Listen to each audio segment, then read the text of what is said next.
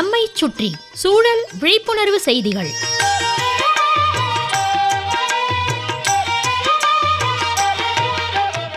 அன்புள்ளம் கொண்ட கார்த்திகா அவர்களுக்கு மாணிக்கம் எழுதும் மடல். நலம் நலமறிய ஆவல்.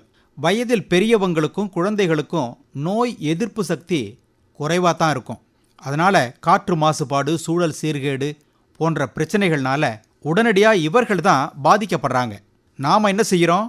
நமது சந்ததியினருக்கு தேவையான சொத்துக்களை ஏகத்துக்கு சேர்த்து வைக்கிறோம், ஒரு தலைமுறை 2 தலைமுறைக்கு. ஆனால் சுத்தமான காற்றை தர மறுக்கிறோம் அல்லது அதற்குண்டான செயல்களை செய்ய மாட்டேங்கிறோம். ஊட்டச்சத்து மிகுந்த உணவு வகைகளை குழந்தைகளுக்கு கொடுத்தாலே எதிர்ப்பு சக்தி அதிகரித்து உடல் பாதிக்காதபடி தடுக்கலாம். வைட்டமின் சி அதிகமுள்ள உணவு வகைகள் எல்லாத்துலேயும் ஆன்டி ஆக்சிடென்ட்ஸ் அதிகம் இருக்கும். அவை நச்சு புகை, காற்று மாசினால் உடல் செல்கள் சேதமடையாமல் பாதுகாக்கின்றன. கொய்யா, ஸ்ட்ராபெரி, பப்பாளி, ஆரஞ்சு, நெல்லிக்காய், திராட்சை போன்றவற்றில் வைட்டமின் சி அதிகம் இருக்கும்.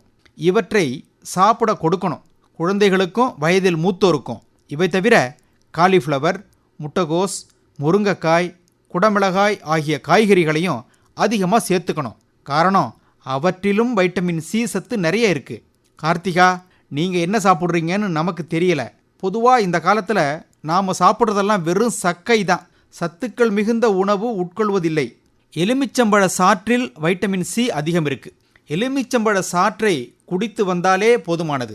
வைட்டமின் இ நச்சு புகையிலிருந்து நுரையீரலை காப்பதில் முக்கிய பங்காற்றுகிறது. பாதாம் பருப்பு நிறைந்த ஸ்நாக்ஸ் வகைகளை குழந்தைகளுக்கு கொடுத்தா வைட்டமின் இ கிடைச்சிரும். இது தவிர வேர்க்கடலை, சூரியகாந்தி விதைகளை நமது சாப்பாட்டில் சேர்த்துக்கணும். இவை மொறுமொறுப்பாக இருப்பதால் குழந்தைகள் விரும்பி சாப்பிடுவாங்க. இன்னொரு முக்கியமான உணவு வகை கீரைகள். கீரைகளை குழந்தைகள் விருப்பமாக சாப்பிட மாட்டாங்க.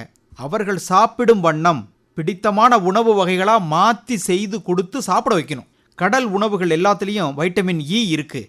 சூரியகாந்தி எண்ணெய், கடலை எண்ணெய், கடுகு எண்ணெய்லாம் ரொம்ப நல்லது. சமையலில் பயன்படுத்தும் போது வைட்டமின் சத்துக்கள் கிடைச்சிரும். ஆன்டி ஆக்சிடென்ட்ஸ் நிறைந்த பழங்கள், காய்கறிகளை உட்கொள்ளும் போது நுரையீரல் ஆரோக்கியமாக இருக்கிறதோட ஒட்டுமொத்த உடலும் நலன் பெறும். கேரட், குடமிளகாய், சர்க்கரை வள்ளி கிழங்கு, பூசணி கூட ரொம்ப நல்லது. குழந்தைங்க ஏன் பெரியவங்களுக்கு கூட மஞ்சள் கலந்த பாலை தூங்கிறதுக்கு முன்னால் கொடுத்தா நல்ல பலன் நிச்சயம் உண்டு. கார்த்திகா, நம்ம உடம்புக்கு என்ன உபாதைகள் எப்போ வரும்னு கணிக்க முடியாத காலத்தில் நாமெல்லாம் வாழ்ந்துக்கிட்டு இருக்கோம். வருமுன் காப்பது தான் சிறந்தது. அதற்காகத்தான் தடுப்பூசிலாம் போடுறாங்க. அதோட ஆரோக்கியமான சத்துக்கள் நிறைந்த உணவு வகைகளை சாப்பிட்டா எதிர்ப்பு சக்தி கிடைச்சிரும். அப்போது நோய் நொடி நம்மளை அண்டாது. சுவர் இருந்தால்தான் சித்திரம் வரைய முடியும். நமது உடல் நல்லபடியாக இருந்தால் தான் நமது வாழ்நாள் நல்லா இருக்கும். நோயற்ற வாழ்வு குறைவற்ற செல்வம். காடுகள் அழிப்பு, மரங்களை வெட்டுதல், அதிகரித்து வரும் வாகனங்களின் எண்ணிக்கை, அவை வெளியிடும் புகை உள்ளிட்ட காரணங்கள்னால சுத்தமான காற்று நமக்கு கிடைப்பது அரிதாக இருக்குது. நகரங்களை காட்டிலும் நகரங்களின் வெளிப்புறத்துக்கு போனால் சுத்தமான காற்று கிடைக்குமே, அங்கே போயிடலாமான்னு யோசிக்க ஆரம்பிச்சிட்டாங்க மக்கள். எதை தின்னா பித்தம் தெளியும்பாங்க. அந்த நிலைக்கு நாமெல்லாம் ஆளாயிட்டோம். இப்படிக்கு மடல் மாணிக்கம்.